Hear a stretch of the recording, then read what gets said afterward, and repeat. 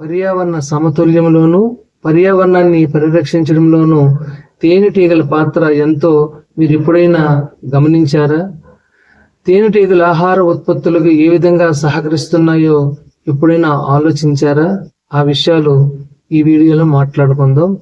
ఈ వీడియో చివరిలో మనిషి యొక్క పొదుపు విధానాన్ని, ప్రభుత్వం యొక్క పన్ను విధానాలను కూడా తేనెటీగలు ఏ విధంగా తెలియజేస్తాయో చెప్పుకుందాం. ముఖ్యంగా 90 రకాల పంటల యొక్క ఉత్పత్తుల్ని అధికంగా ఉత్పత్తి చేసి పెరుగుతున్న జనాభాకు కావలసినటువంటి ఆహారాన్ని అందిస్తున్నాయి.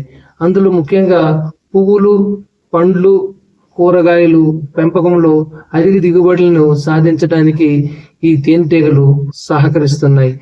తేనెటీగలు మకరందాన్ని సేకరించే క్రమంలో ఒక పువ్వు నుండి వేరే పువ్వులోకి అవి మారడం వల్ల ఒక పువ్వులో ఉన్నటువంటి పుప్పొడి వేరే పువ్వులో ఉన్నటువంటి కీలగ్రంలో చేరి ఆ పువ్వు నుండి అధిక దిగుబడి వచ్చే విధంగా సహకరిస్తున్నాయి. ఈ విధంగా 30% వరకు 30% ఆహారపు ఉత్పత్తులు అధికంగా పండడానికి ఈ తేనెటీగలు ఉపయోగపడుతున్నాయి.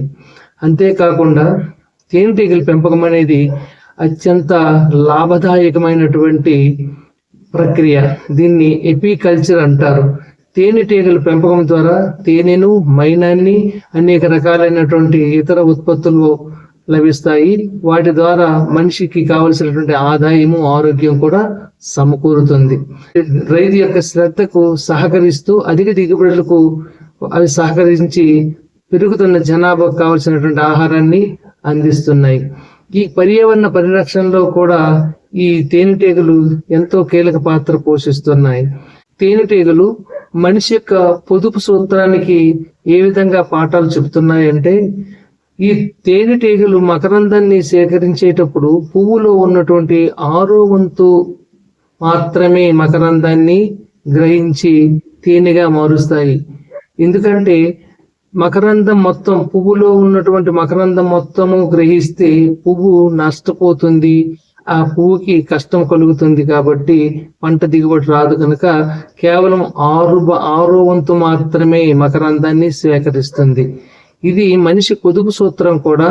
మనిషి తాను సంపాదించే సంపదల్లో 6వ భాగాన్ని పొదుపు చేయమని మన పెద్దలు చెప్తుంటారు.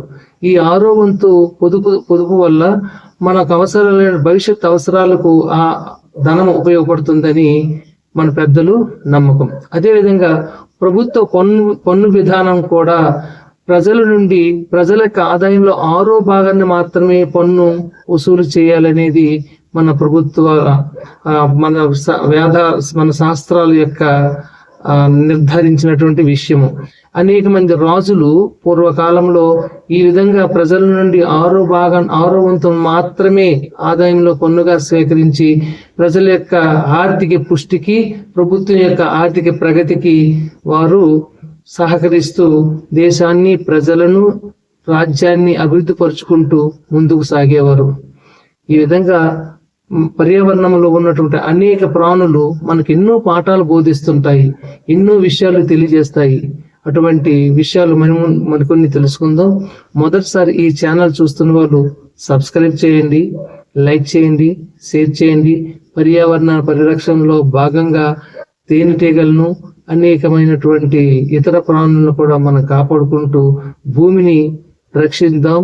భవిష్యత్ తరాలకు బంగారు బాటలు వేద్దాం. అందరికీ నమస్కారం. జై హింద్.